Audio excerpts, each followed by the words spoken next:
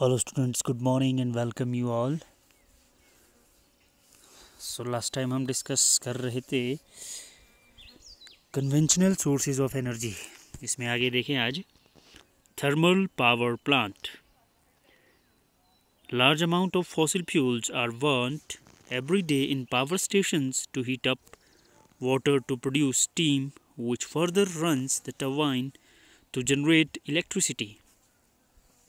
देखें क्या बोल रहा है कि जो पावर स्टेशंस होते हैं हमारे, उनमें क्या किया जाता है कि जो लार्ज अमाउंट ऑफ जो फॉसिल फ्यूल है उनको जलाया जाता है और उससे जो हीट प्रोड्यूस होती है उससे जो वाटर है वो गर्म होगा, और जब वो गर्म होगा तो there will be the production of steam, और उस स्टीम की वजह से क्या होगा, फिर जो टरबाइन है उनको घुमाया जाएगा, वो घूमेंगी और जो इलेक्ट्रिसिटी है वो प्रोड्यूस होती है.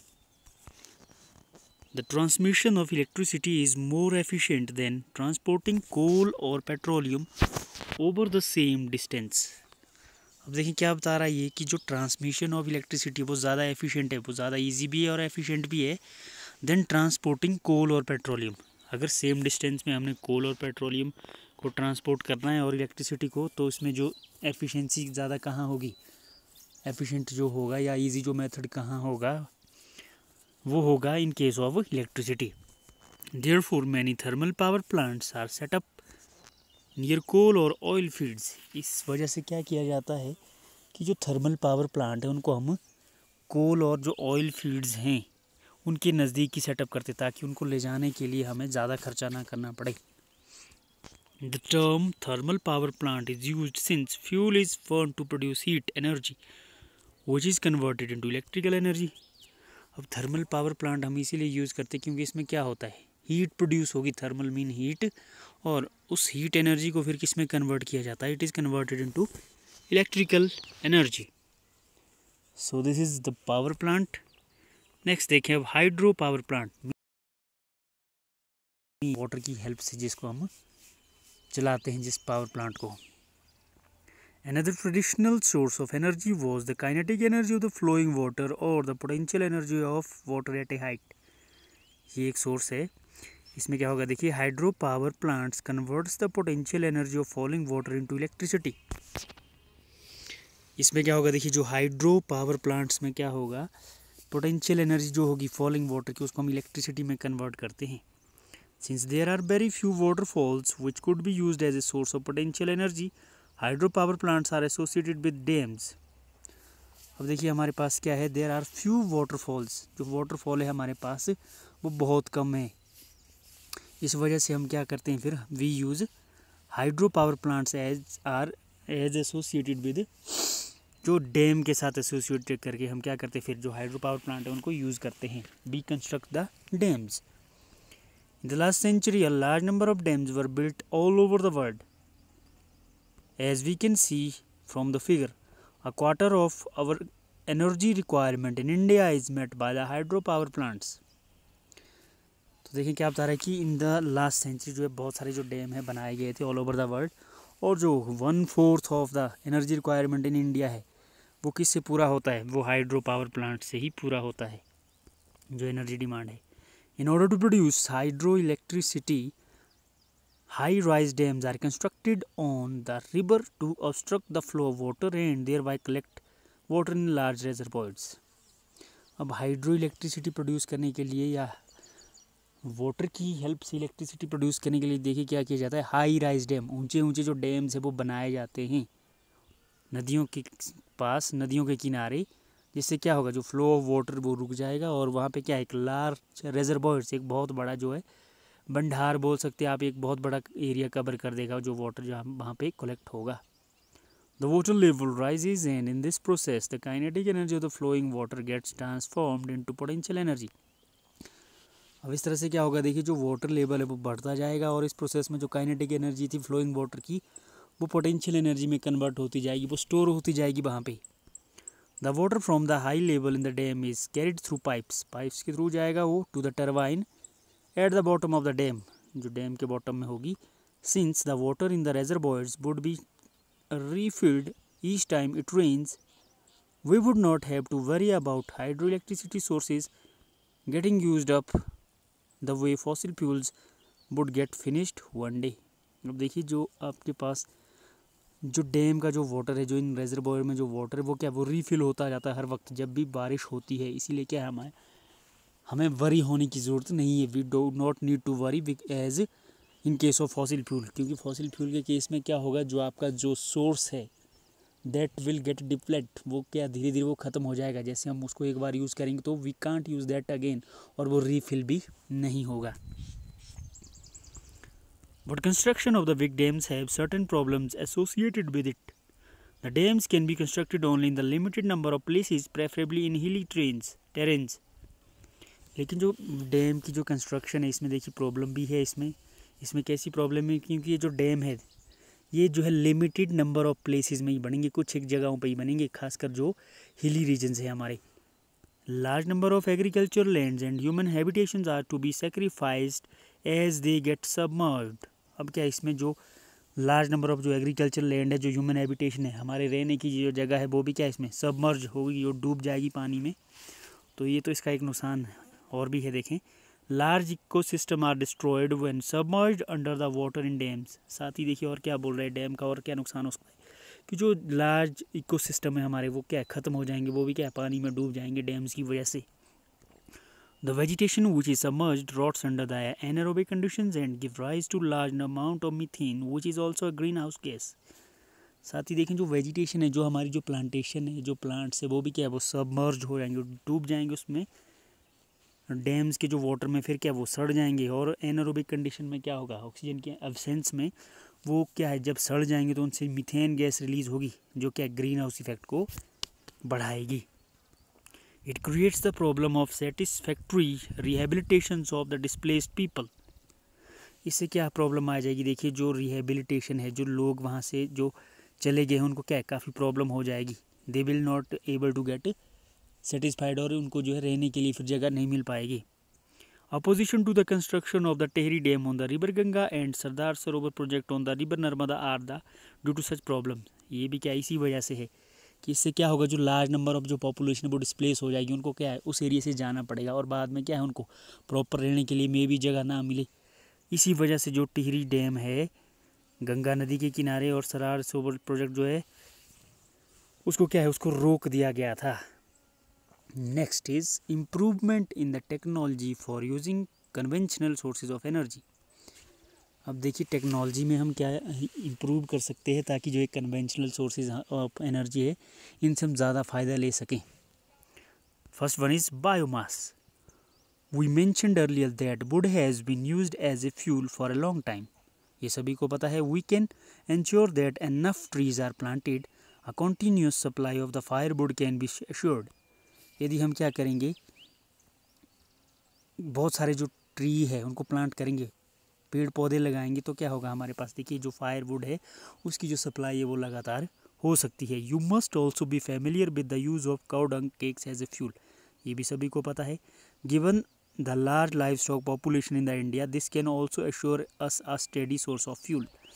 यदि हम लार्ज स्केल पे क्या है लाइव स्टॉक को पालेंगे, जो जीव जंतु है, जो जानवर है उनको पालेंगे, तो क्या होगा हमारे को जो काउ डंग है वो मैक्सिमम अमाउंट में मिलेगा, बहुत ज़्यादा अमाउंट में मिलेगा, जिससे क्या है उसको हम एज ए सोर्स यूज़ कर सकते हैं।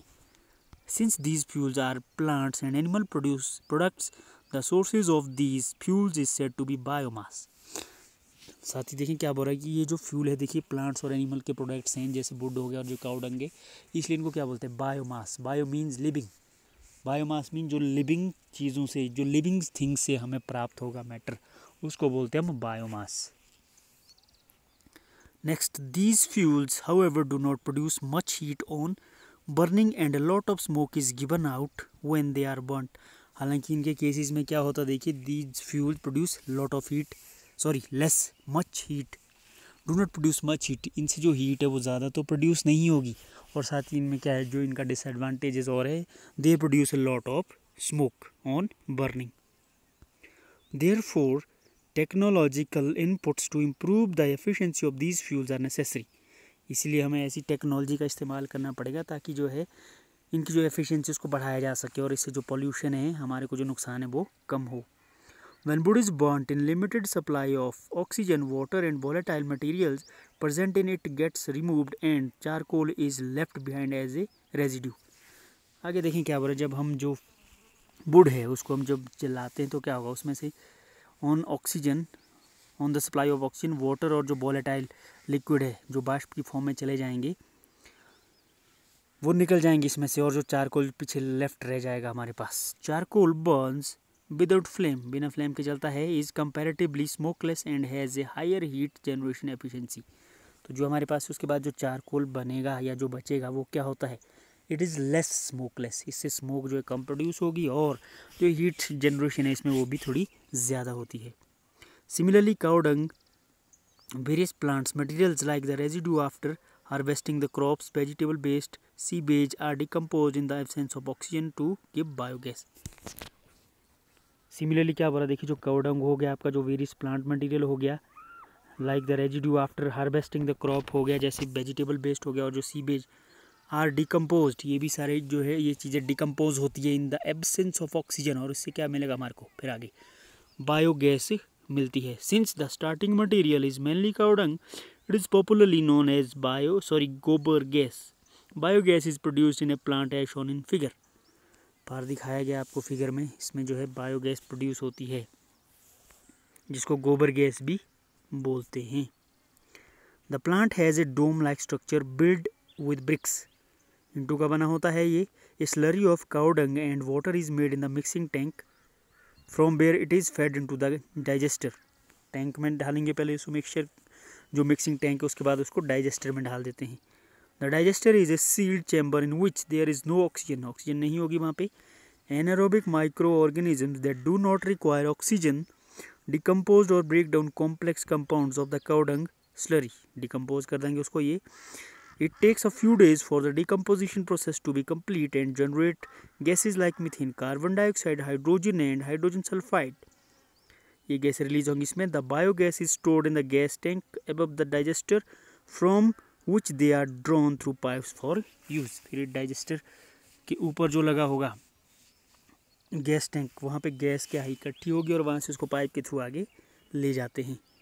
Biogas is an excellent fuel as it contain up to 75% methane.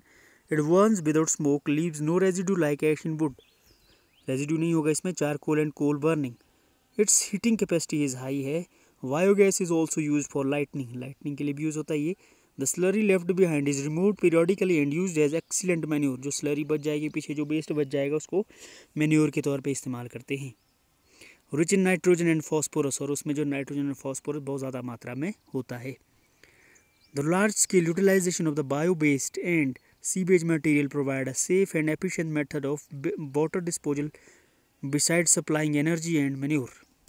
साथ ही देखें क्या बोल रहा है ये, the large scale utilization of bio waste से क्या होगा, and sewage material provide safe and efficient method of waste disposal हो जाएगा इसका.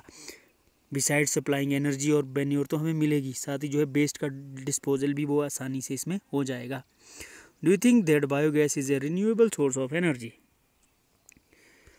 Next is wind energy. We saw in class 9th how unequal heating of the land mass and water bodies by solar radiation generate air movements and causes winds to blow. ये हमने देखा है. This kinetic energy of the wind can be used to do work. इस kinetic energy को हम work के लिए use कर सकते हैं. कैसे? This energy was harnessed by windmills in the past to do mechanical work. Windmills से इसका क्या है इस्तेमाल करते थे पहले के टाइम में. फॉर एग्जाम्पल देखिए, in a water lifting pump the rotatory motion of the windmill is utilise to lift water from a well. क्या होगा इसमें, देखिए जो रोटेटरी मोशन है और विंड मिल, उससे क्या होगा, यूटिलाइज टू लिफ्ट, वाटर को लिफ्ट करेंगे हम फ्रॉम ए बेल, कुएं से. Today winds energy is use to generate electricity. आज क्या है, आज के दौर में जो है विंड एनर्जी का इस्तेमाल इलेक्ट्रिसिटी जनरेट करने के लिए किया जाता है. और wind mill essentially consist of a structure similar to a large electric fan that is erected at some height on a rigid support. एक हार्ड सपोर्ट पे क्या है इसको खड़ा किया जाता है. ये एक इलेक्ट्रिक फैन की तरह होता है. देखें पार दिया है आपके पास windmill. To generate electricity the rotatory motion of the windmill is use to run the turbine. Turbine को चलाएंगे जो इलेक्ट्रिक जनरेटर की होगी. The output of a single windmill is quite small and can't be use for commercial purpose. लेकिन जो output है इसकी वो काफ़ी कम है, इसलिए क्या इसको कमर्शियल पर्पज़ के लिए हम यूज़ नहीं करते हैं। Therefore a number of wind mills are erected over a large area which is known as wind energy farm. तो विंड एनर्जी फार्म में क्या करते हैं हम देखिए, बहुत सारी जो है विंड मिल्स को खड़ा किया जाता है एक बड़े एरिया में। The energy output of each wind mill in a farm is coupled together to get electricity on a commercial scale. उसको कपल्ड करते हम इकट्ठा करते हैं ताकि हमें क्या है कमर्शियल स्केल पे जो है इलेक्ट्रिसिटी मिले। Wind energy is an environment friendly and efficient source of renewable energy. ये रिन्यूएबल एनर्जी है हमारे पास एक। It requires no recurring expenses for the production of electricity. इसमें कोई भी हमारे पास क्या है ज़्यादा खर्चा नहीं है। और there are many limitation in harnessing wind energy, लेकिन इसमें क्या है कुछ लिमिटेशन भी है, कमियाँ भी है। Firstly wind energy farms can be established only at those places where wind blows for a greater part of the year. अब इसमें देखिए हम इनको वहीं पे लगा सकते हैं जहाँ पे क्या साल भर जो हवाएं हैं वो चलती रहती है, उन्हीं क्षेत्र में लगा सकते हैं हम इनको। The wind speed should also be higher than 15 kilometre per hour to maintain required speed of the turbine. अब जो विंड स्पीड है वहाँ पे जो हवाओं की जो गति है वो कितनी होनी चाहिए, लगभग देखें 15 किलोमीटर प्रति घंटे। Furthermore there should be some backup facilities to take care of the energy needs during a period when there is no wind. साथ ही हमारे को क्या वहाँ पे बैकअप प्लान भी चाहिए होता है, जैसे स्टोरेज सेल वगैरह हो गए। ये कब काम आएंगे, जब जो हवाएं वो है नहीं चल रही होंगी। Establishment of the wind energy farms require a large area of land. साथ ही देखिए इसमें लैंड की भी बहुत ज़्यादा ज़रूरत है हमें। For 1 megawatt generator the farm needs about 2 hectare of land. 1 megawatt जो है जनरेशन के लिए इलेक्ट्रिसिटी की हमारे को कितनी लैंड चाहिए देखें, almost 2 hectares. The initial cost of the establishment of the farm is quite high. और जो स्टार्टिंग की जो कॉस्ट है वो इसकी बहुत ज़्यादा है। Moreover since the tower and the blades are exposed to the vagaries of the nature like rains, sun, storm and cyclones, they need a high level of maintenance। साथ ही देखें जो टावर वगैरह है, जो ब्लेड वगैरह है इसकी, वो किसके संपर्क में आते हैं, उनको किससे नुकसान हो सकता है, जैसे रेन हो गया, सन, स्टॉर्म और साइक्लोन्स, ये भी इनको प्रभावित करेंगे, हार्म कर सकते हैं। इसलिए क्या है हमारे को हाई मेंटेनेंस लेवल की ज़रूरत भी पड़ेगी। So this is all about for the day. तो आपने ये रीड कर लेना है जो आज हमने डिस्कस किया। We discuss about thermal power plant, उसके बाद हमने डिस्कस किया हाइड्रो पावर प्लांट। एक में हीट की वजह से इलेक्ट्रिसिटी जनरेट होगी, दूसरे में वाटर की हेल्प से इलेक्ट्रिसिटी जनरेट होगी। और उसके बाद पढ़ा हमने इम्प्रूवमेंट इन द टेक्नोलॉजी, जैसे बायोमास का इस्तेमाल करेंगे हम। Biomass means obtained the matter और जो material obtained from the living things like plants and animals. So thank you for the day. Rest we will continue in the next lecture. Thank you.